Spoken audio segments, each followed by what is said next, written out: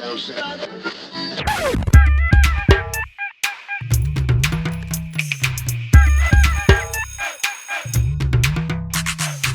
is the number one quality? What is the number one trait of a public speaker? Here is the number one quality in a public speaker. इसको ध्यान से समझना. To pass on the message to the most unwilling of audiences. एक public speaker की orientation कुछ इस तरीके से होती है कि जो आदमी नहीं भी सुनना चाहता उसके दिमाग में भी वो मैसेज घुस जाए. हम उन चीजों पे फोकस करेंगे आज. This is a list of 10 rules that I have जो मेरे को ओ डैम मोमेंट्स देते हैं when I'm thinking about a public talk. Rule number 1, nerves and exposure. सबसे पहला क्वेश्चन आता है, सर मेरी फटती है स्टेज पे जाने से, सर आप हमें बता दो, कोई जादुई टोटका दे दो जिससे हमें डर ना लगे स्टेज पे गलती करने से, और गलती करने के डर की वजह से हम नर्वस ना रहें. और तुम्हें डर के खिलाफ एक ही रामबाण हम बता देते हैं, उसे कहते हैं exposure.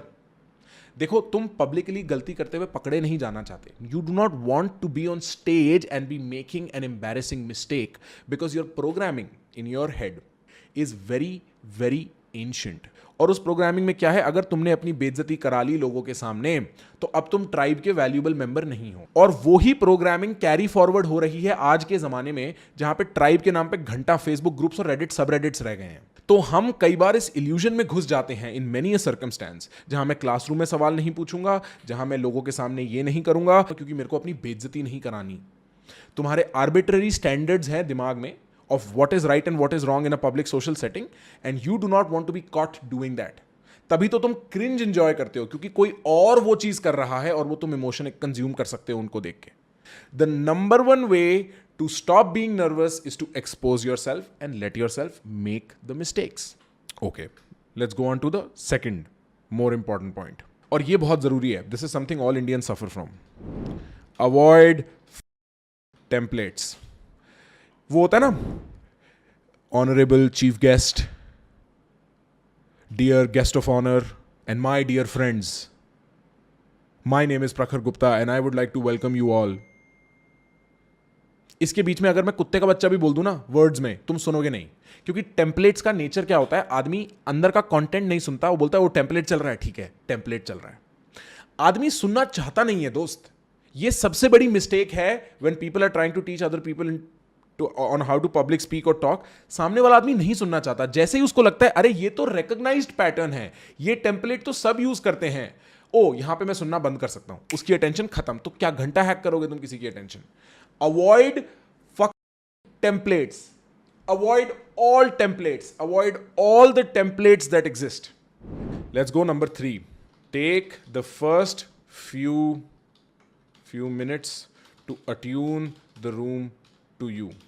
This is partly one of attune the room to you. You being the keyword here. This is partly what 50% of most people's anxieties when they're going up on stage या वो अभी शुरू करने वाले हैं. वो एंग्जाइटी क्या होती है, अगर रूम मेरे से वाइब नहीं किया तो, अगर रूम मेरे से वाइब नहीं किया तो, जो लोग सुन रहे हैं वो मेरे से वाइब नहीं किए तो आदमी क्या करता है, मैं कैसे फिट हूं इन लोगों की वाइब में, और मेरे को नहीं पता इन लोगों की वाइब क्या है, मेरे को नहीं पता इनकी एक्सपेक्टेशन क्या है, मैंने कुछ इमेजिन कर रखा है. अब मैं एक इमेजिनरी ब्रैकेट में खुद को फोर्स फिट करने की कोशिश कर रहा हूं नॉन स्टॉप एक पब्लिक टॉक के दौरान, and everybody can see.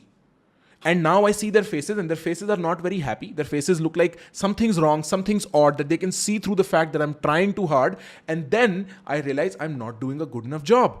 And at that moment, all hope is lost. I don't know what to do.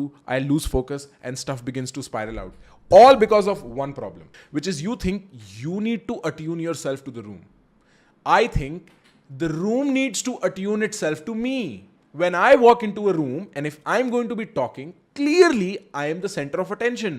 So you guys make slight adjustments. And so what do? When I walk into my live stream, what do? I play music, I show up and I'm dancing a little, I'm smiling, I'm high energy, and I'm attuning you to what we will do. I'm attuning you. मैं तुम्हें बोल रहा हूं धीमे धीमे, tap into my vibe, tap into my energy, get ready for what I'm going to be doing. And this is something also most people get wrong. State your purpose very clearly. देखो ऐसा है दोस्त, जितने लोग बैठे हैं ना audience में, वो पहले 2-2.5 मिनट में डिसाइड करने वाले उन्हें तुम्हारी आगे बात सुननी है कि नहीं सुननी है. और ये सेम जो जितनी भी चीजें मैं तुम्हें यहां बता रहा हूं ना, तुम ये ग्रुप कॉन्वर्सेशन में भी यूज कर सकते हो. What happens is, very often there's going to be people who want to say something and they'll go up on stage or they'll go up in front of the camera or they'll go in front of a group and they'll try to talk to them, but people are losing interest by the second. People are deciding in their heads हमें इसको ध्यान देना है, इसकी बात सुननी है कि नहीं सुननी है. और अगर आप चाहते हो कि सामने वाला आदमी आपकी बात सुने तो आप उसको बता दो मैं क्या कहने वाला हूं. आप अपना पर्पस बहुत क्लियर कर दो शुरू में. जैसे हमने स्ट्रीम पे आते ही क्या बोला, भाई आज हम पब्लिक स्पीकिंग की बात करेंगे. यहां पे यूट्यूब पे एक टेम्पलेट और है, मैं लिख सकता हूं टाइटल में, थंबनेल में हम क्या बात करेंगे, right? But it is very clear, we are here to learn what are the 10 rules of public speaking. What are 10 things you should know when you go about talking in public. And so now that you know, यहां पे हम public speaking की बात करने वाले हैं, तुम यहां बैठे हो जो सुनना चाहते हो, काम खत्म. State your purpose very clearly. Here's what you do when you're talking to people on a stage, in front, in a group, choose one person in 10 people and talk only to them directly. Look them in the effing eye.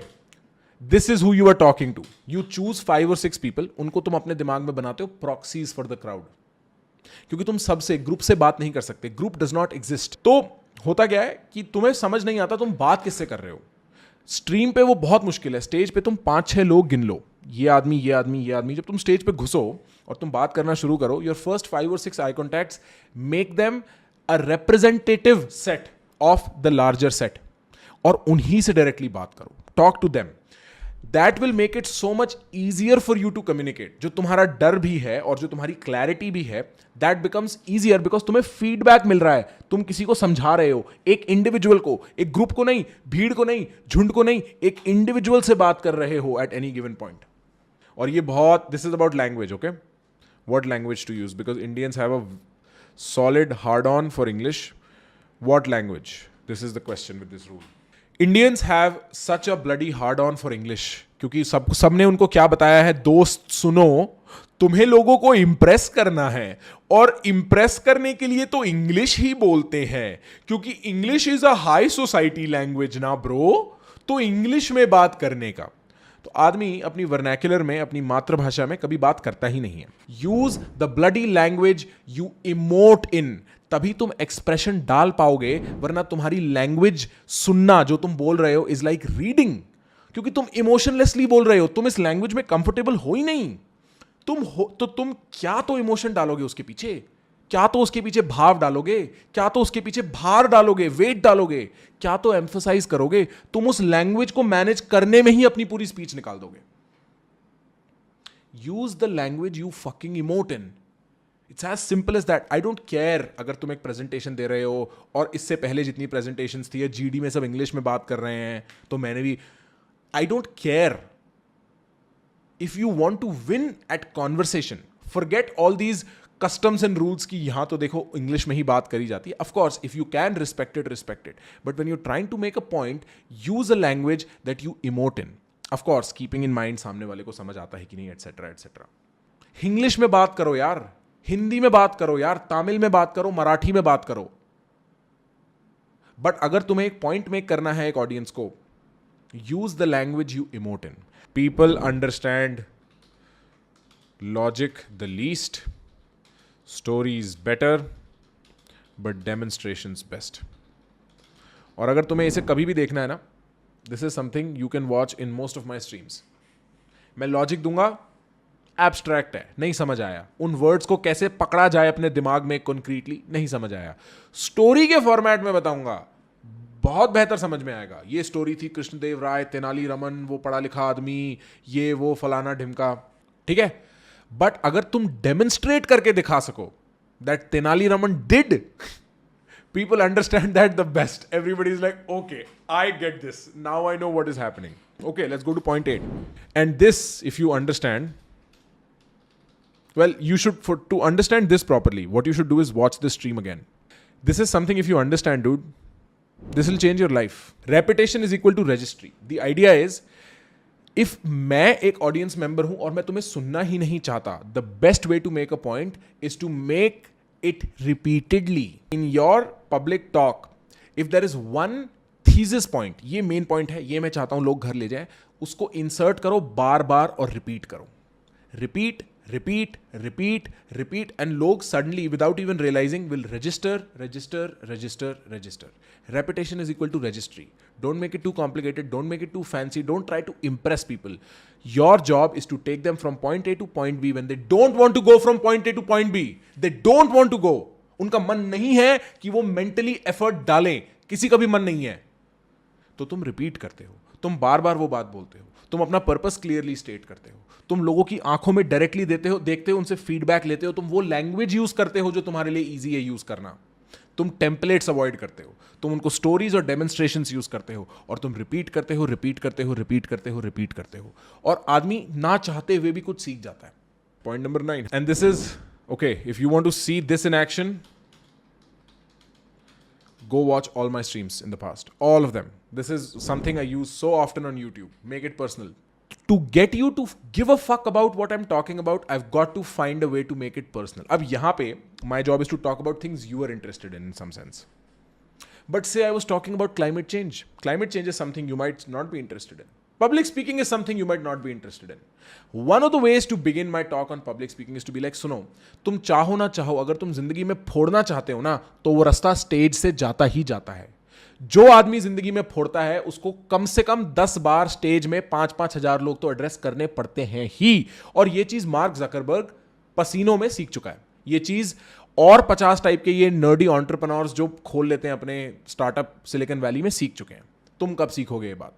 और सीखना चाहते हो तो आओ बैठो, मैं तुम्हें बताऊंगा पब्लिक स्पीकिंग एस कैसे की जाए. Make it personal for them, give them a reason to give a shit about this. Point number 10, filler words का नाम सुना है? Basically, literally, filler words, basically, literally, apparently, obviously, of course, इस type के filler words होते हैं जो ये जो बहुत लोग यूज करते हैं. बेसिकली, लिटरली 50 बार बोलते हैं.